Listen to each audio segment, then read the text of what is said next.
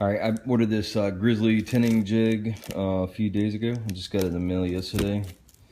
I saw pretty good reviews on it. Most people seem to like it. Anyway, I'm gonna kind of just go through what all comes in it.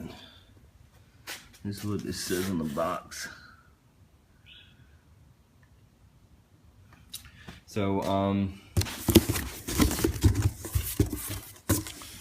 basically, here's the manual. Model H7583 Tenoning jig. I compared this to the Delta, which was a little bit more expensive.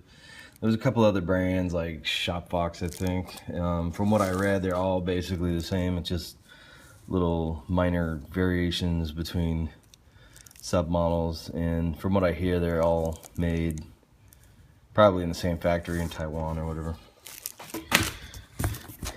Anyway, I'm just gonna pull some stuff out of the box here. I think all these components are probably mostly covered with some kind of desiccant to protect the components. Gotta get these real quick. Actually, you know what? I'm gonna stop the video, just take everything out, get the box off the table, and then reconvene. So give me a second. So the first thing I want to notice is that this is what the box looked like. These components were pretty much bathed in desiccant. Obviously, they probably have to survive a boat ride from China, and so they do what they can to keep everything corrosion free. But you can see it's like mopped on. I don't even want to touch it really. I'm gonna put some gloves on in a minute. But I'm gonna go ahead and clean this up a little bit in a second, and then I'll start the video over. So it looks like there's some kind of components here that make up the clamps. It's like a little, you know, for the most part, it looks good metallic components. It's hard to say how cheap they are or not. This little swivel seems, I don't know, medium quality. I've got some pretty expensive clamps that they feel a lot more tighter than this, but I mean, I think I paid 78 bucks on Amazon. A couple handles. Again, they're like just loaded up with the anti-corrosion compound. Here's a little wheel. I guess to make some minor adjustments. It looks, and you can see it's a casting. There's some like imperfections in it, but I think for the most part it's not really going to affect anything. The outside is chrome, which the chrome finish on this, I would say is decent. I wouldn't say it's good really. I see some chips in it. See right there with my thumbs out. I'm gonna try to zoom in. I mean, stuff like that eventually may lead to some pit corrosion, but you know, overall it is what it is. This is a bag of fasteners, which is also absolutely swimming in desiccant. So don't put this together on any place that you're worried about getting stained or nasty. Here, I'm going to show you. See in here, it's just like oozing. That might be standard, I don't know. I haven't bought too much. I haven't bought any Grizzly tools except for this bandsaw. It's pretty decent, and it was already put together when I got it, so I don't know, maybe it's normal for them to do stuff like that. Some of my other components I've got, my Powermatic saw, for example, I think they had one of these papers on the top, but it wasn't as bad. Anyway, it looks like it's not rusted up, so whatever it is on there, it did its job. Alright, I'm gonna go ahead and try to put everything together, and then I'll do a demo. Alright, so I got all this out, and I sprayed this down with some WD-40 here. Just sprayed some on here, actually all over it, including this area, just to kind of help to dissolve everything. And then I'll wipe it down with some paper towels. At the end, I'm gonna clean it with acetone and put some wax on all these exposed cast iron surfaces just to help seal and protect it. I don't like the residue of the WD-40. It gets in the stuff you're working on all over your hands. These are the fasteners that came in that little bag I showed earlier. You can see there appear to be pedigree fasteners. There's a marking on the head. I mean, they're probably fairly decent quality. They don't look like something you get with IKEA furniture. One of the things I thought was kind of ignorant is this comes with a bag of Allen wrenches for some reason. I have no idea why they wasted the time and effort in putting these in here. Stands to reason that anybody that would be buying something like this would have a set of Allen wrenches on hand. But that's just me. Another thing is, let me see if I can find that. Yeah, so there's this. Just wanted to draw a note that the powder coat they use is similar to stuff they use on other Grizzly products, but you could tell the bandsaw is a little darker. They don't use that. It's kind of hard. There's like more of a gold hue to it, and some of the blacks aren't in there. But this is my Harbor Freight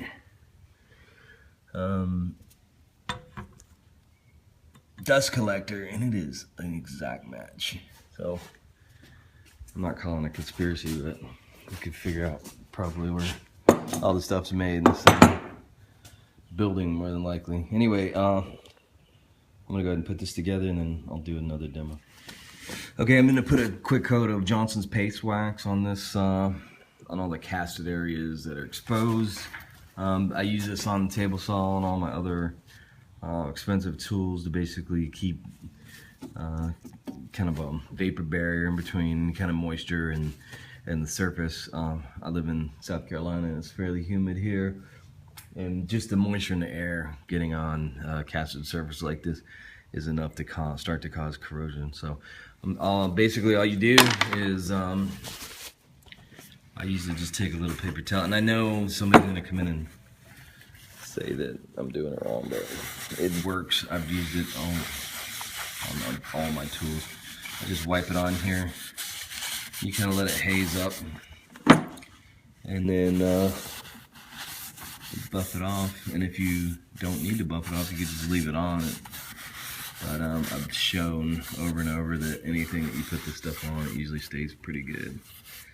Keeps the corrosion off, and also it helps when you have things that are sliding back and forth. I put on my joiner all the time. That way, when I push wood through it, it pretty much keeps it so that the wood doesn't get bound up and stuck. So it acts as sort of a lubricant, I guess you could say. Anyway, I'm gonna go ahead and continue to do this, and I guess then I'll finish putting this thing together. All right, I've identified a problem with this thing. Basically, there's this hole right here, and this flywheel is supposed to basically install on the edge of this, and then you use a set screw to hold it. But we got 5 different Allen wrenches, but no set screw anywhere. So I don't know what to do. I hate shit like this. I guess I'll take the freaking day off and go up to the hardware store and buy a set screw, because their little ISO 9001 claims of having a some kind of quality system set up for these components is obviously ineffective at making sure shit like this doesn't happen. Kind of pisses me off a little bit. Like what I do, I spend an hour on the phone with some person to tell them that they forgot to give me the set screw, or do I go to Home Depot and buy one for $2 or whatever, spend my time up at the store screwing around with something like this. I mean, it's ridiculous. There should be some quality check, a QA inspection, making sure that whoever was at the factory it installs this crap, put the set screw in. So, I mean, if you're like me, you consider do stuff like this, you think of the amount of time. I have a full-time job. I work minimum 8 hours a day, and the time that I get off work is I don't take it for granted necessarily, and I'm gonna sit here and spend time correcting their mistake even though I paid full price for this thing. It's irritating. Alright, thanks. Alright, so I found this screw in this box of random crap, and it looks like it's gonna fit in that flywheel. So I'm back on the road.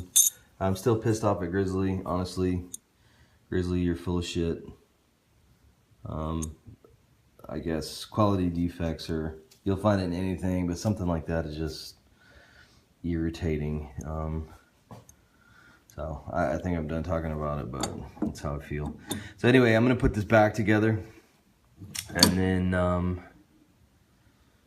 go ahead and continue. So I'm just gonna apply some pressure here and show you the gap. I mean, you can see it, it's a little bit,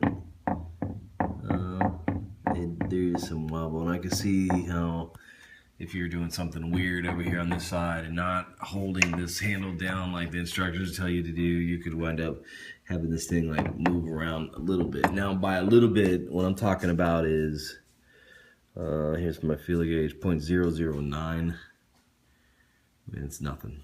So, I mean, it barely fits. I really got to push it in. So, I mean, somebody might have bought one of these and got a really bad one. This one, I guess, until you start messing around with it, everything, it sits down fairly flat. I haven't made any attempt to try to understand how flat this is, but it seems like it's sitting on the tool pretty straight. And I don't get any wobble when I'm just pressing over the top part here. So, I don't know if the claims are valid. I mean, let's face it, if you have a discrepancy of 0.009 right here, what does that translate in terms of in your tenon? I don't know. It's hard to say. I don't think it's all that bad. It's probably better I could do with a handsaw, for example. So, just some things to note. There's a set screw right here that needs to get tightened down. I don't know if I already covered that, but that needs to, you basically need to set it so that this planar face here, where you put your workpiece, never makes contact with the blade. Overall, I would say that it's probably going to be a useful tool. I mean, I've seen the ones that basically sit on top of your fence here, and you know, you just basically move the fence around. I think this is probably more useful than that. It's probably more robust in terms of your ability to control the angles. And another thing is having something slide back and forth on top of this. I don't know. It probably works. Either way it works. I mean, but for 75 bucks, you got like this cast iron tool here. I mean, it's better than Harbor Freight quality. There's a whole bunch of set screws all over the place where you can kind of really dial it in if you're that concerned. Here's one, for example, to, you know, just get like fine tune this angle here. You get the same thing back here. There's you know, there's some fine adjustment you can do to the angle this way. Also, some of that problem that I was just showing with the rocking, you could probably get it out if you really cared. There's a set screw got in both sides of this this guide, and so you could probably wash some of that out and make this like more like a close fit with the groove that it sits in. I mean, you're gonna get to the point where there's diminishing returns. In fact, you might make it worse because you'll start to bind in this groove instead of slide in a prismatic motion, and so you could wind up causing some problems. Here's fine-tune adjustment, just basically, you know, to move this face here. You gotta loosen these guys before they work, but I mean, you can see it moves, it's kind of slow. You can see me getting fairly bored sitting here turning this, but there's probably a way to do some coarse measurement. It's not that bad. They recommend putting a, so one thing I wanted to also point out, and I didn't realize this when I got it, but if you see, there's a step between, okay, so this is like the base, and then this is the face where the work piece goes. And what they want you to do is install some kind of piece of material that's equal to the height of this casting, like on your saw, and then clamp it down. That's what the instructions say. And then you put your piece in and then do this height measurement. I mean this clamping action here, and get it all clamped in, and then run it through the saw. I don't know if I like that, because honestly it adds like additional BS into rigging all this up and getting it all dialed in. I mean, you can see that if I cut the tenon on this side and then I flip it over, I now have a recess, and getting the heights to match up may be problematic. I gotta fool with it a little bit and see if that's really an issue, but I mean, overall, I think I paid $75 on Amazon. Is it a good tool? I think so. I mean, we'll see. Like I said, I need to use it and get proficient enough that I can kind of figure out what the quirks are and how to address them. I might do another review later after I get more familiar with how to use it. I did cut this tenon here, and I mean, it looks better. I'm pretty sure there's like a little bit of technique involved. This is just the first one I did. I did wind up with this little kind of halo around here, but that's mostly because what I did was a shoulder cut first, and I did that on using my sled, and then I came back and did the cheeks. Now, what we're seeing, like, it's proud for right here and right here. I think it's recessed, and that might be because this piece of wood's not square.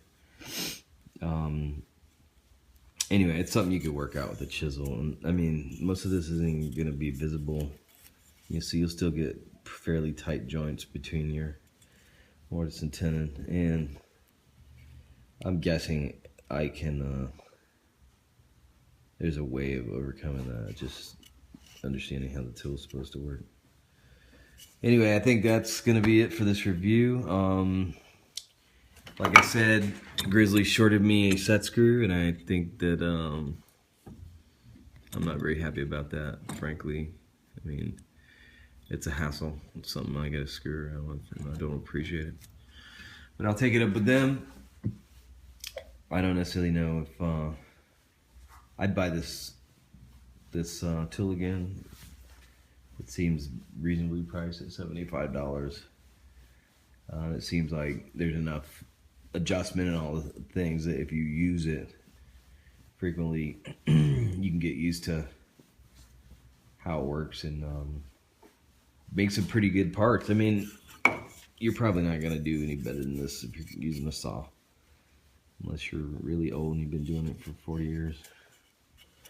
Anyway, that's all I got. I appreciate it, and you can subscribe to my videos. I do a lot of reviews, and then you can also ask questions, or if there's something you want me to check out, I'll answer your questions.